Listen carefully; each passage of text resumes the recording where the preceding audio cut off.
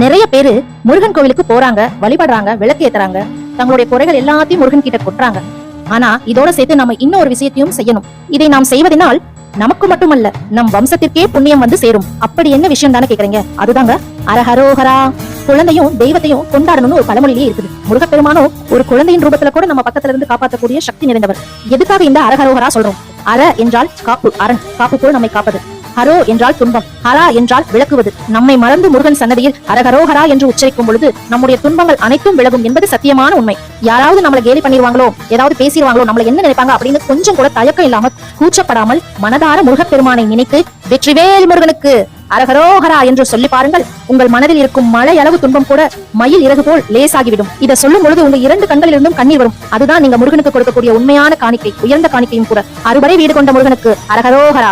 இதை நீங்கள் சொல்வதற்கு வயதோ பணமோ தகுதியோ தேவையில்லை. முருகனின் பக்தராக இருந்தால் மட்டும் போதும்.